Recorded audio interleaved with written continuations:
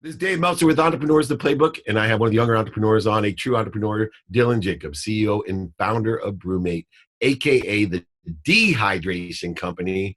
Welcome to the Playbook, Dylan. Thanks, David. I appreciate you for having me on the show. Oh man, I was so excited to have you on because you address so many different challenges for entrepreneurs of all ages. You're a Forbes 30 under 30. You're the EY's Entrepreneur of the Year in 2019. You got all the awards and excellence. You got all the awards out there, but and accolades. But more importantly, you have a thriving multi-million-dollar business. And I always like to explore, how did you accelerate the success and the lessons that you had to have learned along the way in order to create such a success? And I know you didn't start with BrüMate. It's not your first company. Yeah, that's correct. So BrüMate's my third company, third true company, and then I've had a lot of like different side hustles along the way too. So. When did you start your first side hustle? Oh, geez. So do you want the long story or the short story? Your choice, man. We're stuck in a closet here. You take your time. Yeah, I mean, so growing up, I'll kind of start a little bit ahead. So my grandpa, he immigrated here from the Middle East in the 1950s. My grandma was actually a survivor of the Polish concentration camps and workers camps and was rescued by the U.S. military and brought here as well. And they were prime examples of the American dream. I mean, they came here with nothing, no family, nothing but the shirts on their back. And both built thriving businesses in Indiana. Well, my grandma was in Philadelphia at the time, but my grandpa had a cell phone repair store. My grandma was a landlord. She had a bunch of apartment complexes and things like that. And so growing up as a kid, like my parents weren't entrepreneurs, and so I didn't really have any sort of influence other than my grandpa in my life that really taught me, that you can go out there and make something for yourself, right? Like the only option isn't to go to college and to get a degree and to go work for someone, that like you can actually create value yourself. And so when I was growing up, I spent a lot of time with him in his shop, and he would pay me, right? So it was like I'd go in, I'd help him fix TVs and VCRs and whatever. I have one quick question. Today yeah. I talk about toughness today. Obviously we're in compressed times of uncertainty, and a lot of people feel challenge and change. But it's interesting because I've always told my mother was the principal of the San Diego Jewish Academy. And I always say, the one thing that I couldn't imagine is having a parent or a grandparent that survived the Holocaust, because, how could you ever complain? Right? How could you ever, but yet they can teach you a toughness, living in Indiana even, that nobody else ever could experience. And I would imagine even today, these lessons and the energy of toughness from your grandpa and grandma are an extraordinary factor in not only teaching you the vision of entrepreneurship and providing value, but of, one of the things I think we're missing in today's world is toughness. Yeah. I mean, they both really taught me that essentially anything that I wanted was attainable, and rather than complaining, trying to figure out ways to get it. And so that was something that really stuck with me. And so, in fourth grade, like long story short, my parents ended up splitting up. My mom had full custody of me and my two siblings, and she was raising us off a minimum wage job. And so there was a lot of things, we had government assistance, and I was in public school for the first time. Like I was homeschooled up until fourth grade. So, I was going into school wearing raggedy ass clothes from like Goodwill, and I did not fit in. And I was like, oh, like I need new clothes. I need new shoes. I need this, I need that to fit in and make friends and be cool. And so we lived in an elderly neighborhood. And so I started like a little landscape company. And so, it was a way for me to really like help relieve the burden for my mom, and just buy, frivolous things that like I didn't necessarily need, but I did want. And so basically, like in the summer, I would mow their grass. In the fall, I would rake their leaves. In the winter, I would do their driveways and the sidewalks and stuff. And so that was like my first like foray into it. But as a kid, like I always liked to tinker with things. So from the time I was a child, I was like, I want to be an engineer. Is what I wanted to do. I wanted to be a famous inventor, actually. And so I wanted to go to school for product development design, and ultimately, do like some sort of industrial design. And so through high school, like still I had multiple side hustles. Some of them got me in trouble. Some of them were above the book. And ultimately, even through sophomore year, it was like, I am still going to be an engineer. And so my first like real company that I ever created was born out of kind of what my grandpa did. So he kept telling me that people were coming to his shop asking if he could repair phones and iPads and MacBooks and things like that. And so my freshman year of high school, this was like 2009, there were no repair shops in Indiana. So you had to use a program called Gazelle. So you like ship in your iPhones through the mail, and it would take 2 or 3 weeks for them to fix it and then send it back. And so I didn't really want to do repairs like for people because you only make like $100 on a repair. But what I found was I could buy broken devices for like $20 or $30, buy the parts, fix them myself, and then resell them on like Craigslist and eBay and other platforms for like $300 or $400.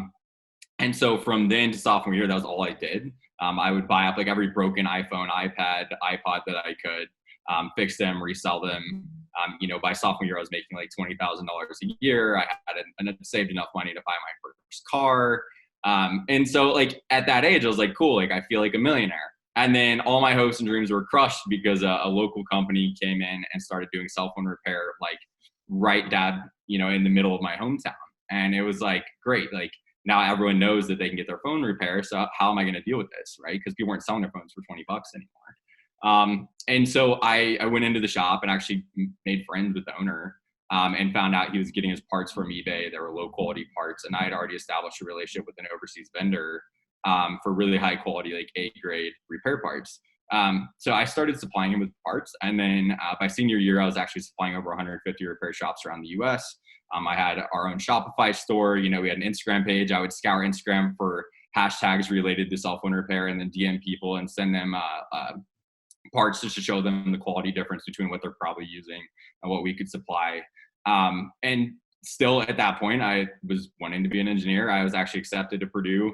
I was interning at Rolls-Royce. I literally ran this business. I was called GV Supply Company my freshman year out of my dorm. And then we doubled our business size. That December, we got a big contract with a large franchise company that did repair. And I dropped out of school. And then 4 months later, I actually sold that company to them. And then at that point, that was when I was like, okay, like I was going to school to do product development design and ultimately like to become an inventor and entrepreneur. I was already doing the entrepreneur side. I just had to figure out how to go out there and like take a concept from paper and pencil to idea creation and ultimately like marketing it. So funny. It was so funny, but you hate to interrupt because this is fascinating. My favorite. I'm trying to condense it down to like a really short version because there's a lot. No, it's cool. No, honestly, people need to hear this because there's no overnight successes, right? Even when you're 25 years old and a Forbes 30 under 30, the journey just started earlier, and the lessons keep on coming. But the interesting thing is, I work and executive coach so many different large company CEOs down to startups, and very rarely do I meet someone that's an entrepreneur first and then an innovator?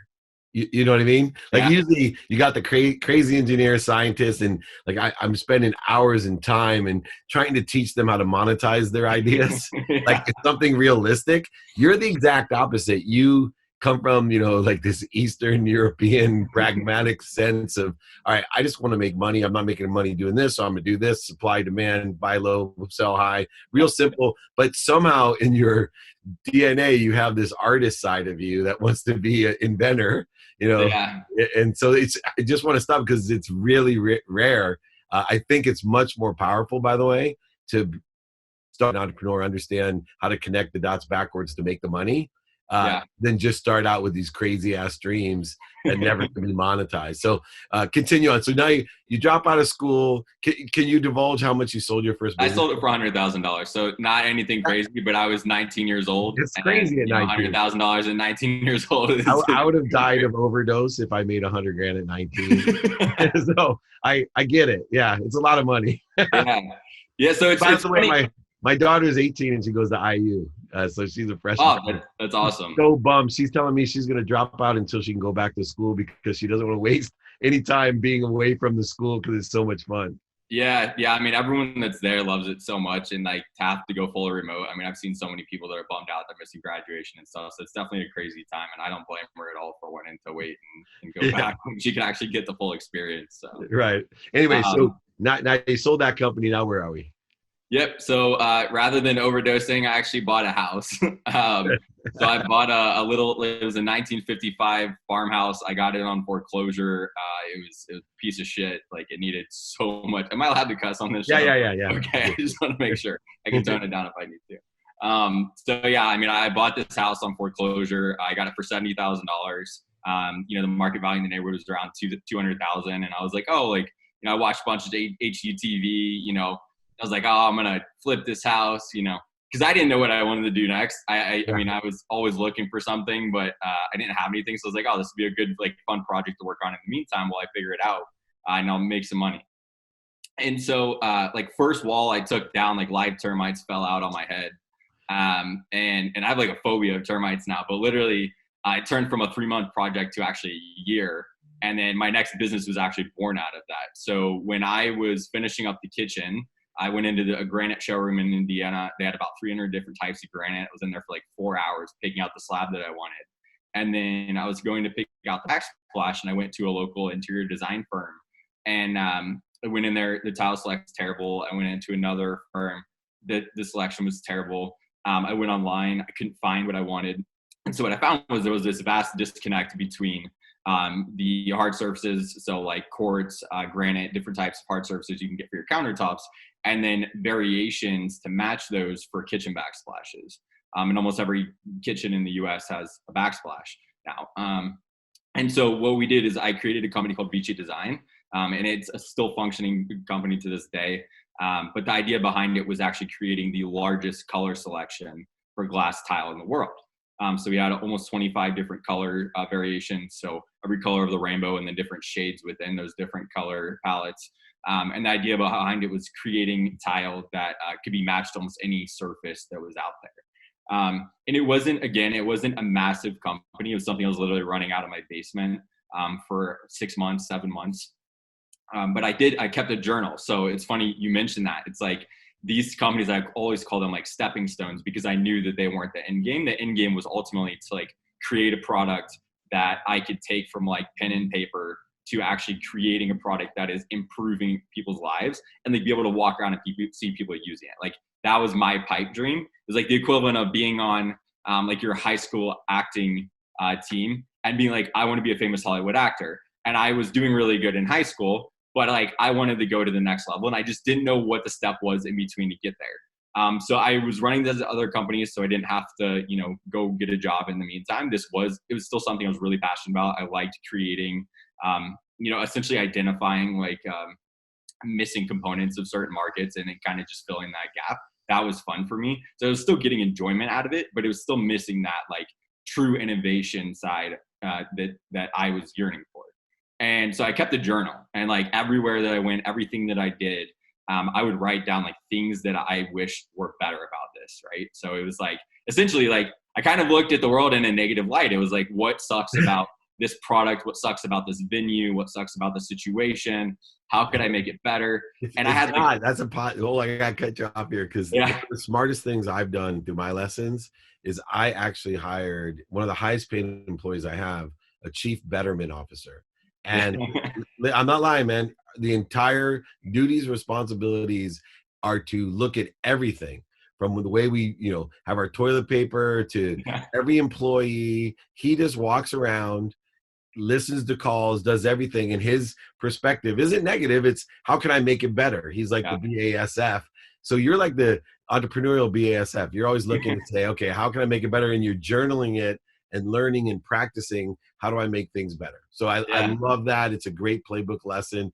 Very few people have had that approach, but that's why you're who you are. So continue on. This is awesome. Yeah, but I think so. That was something that my grandpa taught me, was like opportunity exists everywhere, right? And so it was like looking at the world in a way that you're looking for opportunity, but you're also like, I guess you'd look at it backwards. So you're looking at things that could ultimately be better, and out of that trying to find opportunity. And so I was always looking for ways to improve products, whatever it was. And then I would write out like not a business plan, but just a small job. Like, does a market exist for this? Who would the ideal customer be for this? How much do I think it would cost to make? Is it a viable business plan? And so for a couple of years, like even from my first company, I actually kept this journal. This wasn't something really new. And so while I was running BrüMate Design, my second company, I also turned 21 at the same time. Here we go. So here's where the fun begins. So there's a brewery in Indiana called Sun King Brewery.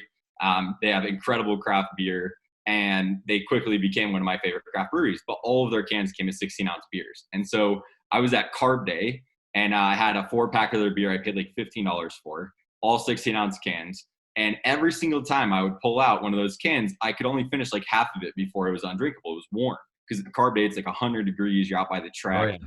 I lived in North Indiana on North 86, right by the old Shapiro's. I know Oh, exactly. really? That's great. How long did you live there for? 9 months in the Oakwoods, right there. Okay.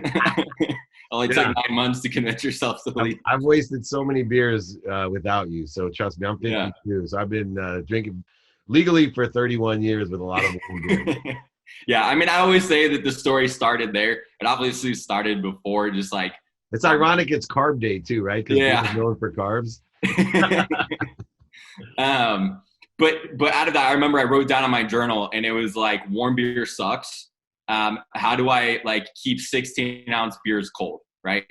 And this was like a product for myself. Like I didn't even think this was a business idea at this point. This was like I wanted to like try and come up with a way to keep my 16-ounce beers cold so I could actually enjoy them from the time that I open them until I actually finish it. Which over a lifetime would save you enough money to be worth it. So yeah, literally, I'm like, I'll just invest the money in the business. And so, like, long story short, this was a side project in the beginning. This was January 2016. At this point, I had a fully crafted idea for the container that I was going to use to cool these 16-ounce beers. And at that point, I was like, okay, you know, I knew a little bit about digital marketing, not a ton, but I knew how to run like very minimalistic Facebook ads. I knew how to create landing pages, things like that. So I had a designer that I actually knew from Purdue create a rough 3D model of the product that I had sketched out. And then we photoshopped it into people's hands in different scenarios and created a little landing page. And then I ran lead generation ads on Facebook and was like, if you hate warm beer, this product is perfect for you. Like it's designed to keep your 16-ounce beers cold, you know, to the last drop. Something really simple. But it was like sign up to be notified when it's available. And we ended up collecting a few thousand emails. I only spent a couple $100 to get the emails. And I was like, I feel like that's enough to like at least explore this on a different level. So I flew out to China. Something that I always try to mention is a tool called Port Examiner. It was a way you can actually look up customs and import records for your competitors. So I looked up like all the top tier insulated drinkware companies that were already in existence. So like at the time it was like Hydro Flask, Yeti, Swell, all making water bottles and coffee mugs and stuff. And I looked up who their manufacturers were overseas, and then I went and visited all of them. And so it was a way for me to like identify, and this is what I had done with my other companies, was to identify who my competitors were using. And not so much because like I wanted to use the same manufacturers as them necessarily, but because if I know a company is a $100 million company and I know they have high quality products, then I know that their manufacturer is capable of, one, producing the volume that I would eventually want to grow into, and two, that they're able to produce the quality that I would want for my own products. And so it was a really good tool for me in all the companies that I had. I always try to put that out there. It's not something a lot of people know about. But long story short, yeah, I went to China. So this is my second time. I actually went the first time when I was 19. I went and visited all the manufacturers. Did you go by yourself? Yeah, both times. I used to travel a lot by myself, so I'd go stay in a hostel. I like putting myself in uncomfortable situations, so just meeting random people and having conversations. And you know, again, like I grew up homeschooled, so it was like a lot of social skills and stuff like that were kind of self-taught. So I really tried to put myself out there more than like a typical person would, just to make sure that I was like up to speed on everything. Yeah. But it was something that was really beneficial for me because it got me comfortable of like doing things by myself. Not just traveling or whatever, but like being comfortable and confident in myself to like make decisions without relying on other people. And so, yeah, I mean, I think from there, the concept, I invested a couple $1,000s in having like a really crappy mold created. It was I called it MVP, but it was just a minimum viable product, which just means it's like the base product, right? Like no frills. Is not the final product that I was envisioning, but it was enough to like prove the concept before investing a lot of money into the final product that I didn't have yet. As my money was wrapped up in the house and my other business. I didn't really have a whole lot of money to play with. So I got this in. I think I ordered like 1,000 units for the first batch. So our first batch came in May. We got a lot of really good feedback on the product and things we could improve on the product, things I knew, some things I didn't even think of. So that was really cool. And that was my first foray into using customer feedback to create a perfect product. This will be important for like a little bit later. And so that at that point I was like, I'm onto something, but I didn't know that it was going to be what it is today. Cause again, like we had done like $20,000 in sales and I'm like, okay, this might be something, but I don't really know. But I took that money and I reinvested and I was like, I'm going to invest in the molds to have the final product created. And then from then it was like 7 or 8 different versions, almost a year before we launched the version 2 of the Hopsulator. And in that process, were you still selling version 1? Did you still? No, we sold out, so I didn't keep getting in. I just told Right. people to sign up to be notified when the new one came in. Anyone that ordered the first one and wasn't happy with it, I gave them like 50% off on the new one. And basically just thanked them for like being a part of like the initial launch and stuff. So it's almost like a Kickstarter without like, giving platform fees, and having to do the whole, like a lot of people spend $30,000 on a Kickstarter campaign for the marketing and everything else. And then it's like, you could have used that money to Right. create the product in the first place. So like that summer I was in Florida and we had a bottle of wine with us at the beach and I got a ticket for having glass on the beach. It was a glass-free zone. And I was like, oh, like I could create a product that would allow you to take wine in glass-free zone. So in order to do that, I have to get rid of glass. So I created our wine insulator. So it's a insulated wine canteen you pour the wine directly inside of, and then it'll keep it at the perfect temperature range for over 24 hours. But more importantly, it allows you to bring it into glass-free zones. So beaches, campsites, concerts, festivals, parks, wherever glass can go. And that product, I did the exact same thing. I created just a CAD file for this. I had a designer. I paid a couple $100 to Photoshop this into people's hands. Created a landing page. We collected 7,000 emails this time. And we launched that product November 2016. So it was the day after Black Friday. And in 11 days, we did $300,000 in sales. And I was like, okay, this is something. I sold my house. I put it up for sale 3 months later. I got rid of my other business. Actually sold it to my dad. He was looking to retire. And I was like, hey, like, take this. I have something else I'm trying to focus on. This is all you. So he took over. That company still runs. He's still, quotes retired. He works a few hours a week running this and it pays for his bills. So he's happy. I'm happy. But at that point, that was when I was like, Did you make a profit on your house, by the way? well, yeah. I mean, people are always like, oh, wow, you made $40,000. I'm like, yeah, but after like paying realtor fees and everything else, Right. and then the time that I invested, yeah. I mean, the emotion is the emotion more than the time. Yeah, a full year from like 7 a.m. to like midnight every night of like, not only like studying YouTube videos, like I took electrician tests. Like I was pulling permits myself and running electric and doing like all these things because I literally couldn't afford to pay people to do them. Yeah. And it was like the most stressful year of my life. Like I'll never do it again. Yeah. I actually rent a house right now. And if there's anything wrong, I like call the landlord. I'm like, I'm not fixing anything ever again.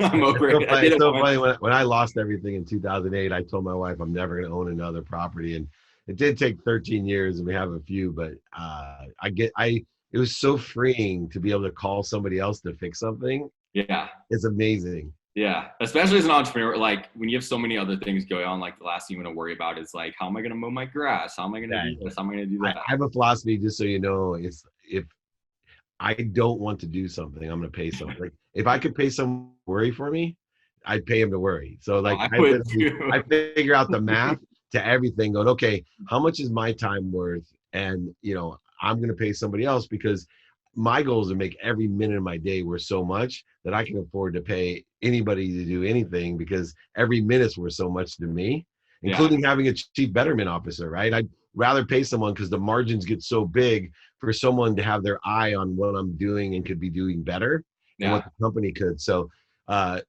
anyway, so, the company now, you obviously, that if you have listened to this so far, and you were way over my normal time, but I had to let it go because there's Sorry. so many nuggets and lessons. The irony is you're probably one of the youngest, most successful entrepreneurs that I've had on here that is not an athlete, right? That's easy to say, but it's extraordinary the way your mind works to fulfill a need and to provide value, to codify things and to think through. There's a few key catalytic events. By being more interested than interesting, you take the extra step where other people want, like finding, where those manufacturers were, going by yourself. When I was your age, I was a millionaire by selling. And I actually had a place in Indiana at that time. And, but like, I was too chicken. They were selling homes in Carmel, which, Yeah. there. And the 4 bedrooms were going for about 80 grand. And I knew, because I had a mind like yours, I knew all day long, my company was paying me $2,500 expenses to live in that Oakwood. Yeah. Right. And that was a stipend I could have. And I'm like, oh my God, in 9 months, I have a down payment, first time home buyer. I had it all figured out that I could rent it out. And they go, those homes will appreciate in my lifetime. Right. That was a lot of money, but I was too chicken to do it by myself. The last point I want to make that we haven't covered is really challenging for entrepreneurs, is when to take money. What I love about your story, and you guys do over $30 million in revenue. You are a Forbes 30 under 30. You've been honored by Ernst & Young as their top entrepreneur. I mean, all types of great accolades. But the coolest thing about it is everything you did, you asked for help, but you learned yourself, including you took no money in ever. You never raised any money. You built it. So we're actually in the process of raising right now for the first time. But there's a few things, like people always ask, 'cause like right now, for instance, we're hiring in a CMO role, right? And people are like, why didn't you hire a CMO 2 years ago, right? And I'm like, because I didn't tap out my potential until now. And I don't think that you can make a good hire unless you actually know what you're hiring for. So like what I actually do is I write out like what my shortfalls are really as a leader. And then I craft job descriptions around like what I would like to have in that ideal role. And then from there, I create a title out of it. So I don't start with the title and then create a description. I start with the description, go with the title. I did that to find my wife. So when you get older, like I always say, my wife's not perfect. She's just perfect for me. Yeah. Because now one more quick thing too. When you say you write it out, do you still use pen and paper or do you type? It depends. I like to use pen and paper for a lot of things. It's just ingrained in me. If I have to run any numbers or data, I use, spreadsheets or I'll type it up. But for the most part, I sketch out pretty much everything that I do. And then I'll type it up because it's like you cross things out. It allows me to think more freely when it's written out. And then once I have it, then I'm like, okay, now I'll type it up. You're amazing, man. Well, I'm going to leave with this because we have to end. Please, number one, join me on an IG Live in the next couple of weeks because I like to ask some more questions and help some young entrepreneurs. We get a pretty good following. But through your journey, and I think you're 25 now? Mm-hmm. Yeah, you're getting old. Okay. But through that journey, in being raised with your grandparents and your parents, applying today, meaning the circumstances that we're under today, there's a lot of change. A lot of people your age are terrified. You have a lot different perspective than most. What piece of advice, considering your journey, would you give an entrepreneur today sitting in their closet, quarantined? What piece of advice, should they be doing with their time and focus right now? Yeah, so I think the biggest thing is like just understanding that entrepreneurship is all about baby steps, right? Like there is no, it's not a sprint. And I know people hear that all the time, but it's really not. Like when I first started in entrepreneurship, like where I am today, I did not think was attainable. And it was the baby steps along the way that like really taught me essentially like the skills that I needed to get to the next level. Like I hate to say it in that way, but it's like leveling up, right? So I would just say like, think a little smaller, not necessarily like, I hate to say like to stifle creativity, but like, I think a lot of people are like, I want to create the next Facebook. I want to create the next this or that. But what I find is that a lot of entrepreneurs start with something really small. They teach you the skills, like they teach you how to like, figure out if there's a demand for your product, how to reach an audience, how to like create a brand, like just little things that are important that ultimately will give you the tools. Like just start thinking about smaller things that you can do to start generating some income, to start learning. It doesn't have to be reading or listening to podcasts or things. I find that being more hands-on, podcasts, I think, in my opinion, are a fantastic tool for listening and picking out nuggets of like things that apply to you, but they are not good for, writing down essentially like a playbook for, because it's Yeah. playbook, right? But the playbook, it's like you're not going to study your other teammates' playbook and copy it to a T. You're going to use it to your advantage and only pick out the nuggets that are important to you. And so I would just say that, like, as they're listening to things, pick out the things that they think resonate with them, and kind of use those, but don't necessarily try to copy other people's success, because no story is the same. And then just start small, like just go out there and get started, and from there, like, you'll learn your way. And ultimately, when you find the right idea, it's like when you find the right relationship, like, it's the right idea, people are going to love it, and you're not second guessing yourself. I haven't second guessed myself a single day in this company, because I knew I was creating something great. So I think when and if you don't, it's probably not the right idea or not the right time. You're awesome, man. Well, this was absolutely more than I even anticipated. I knew it was going to be great. Unbelievable entrepreneur, Dylan Jacob. He's the CEO and founder of BrüMate, aka the dehydration company. We're going to have a much longer relationship, I could tell already. I have a few ideas in helping as well. This is Dave Meltzer with Entrepreneurs, the Playbook.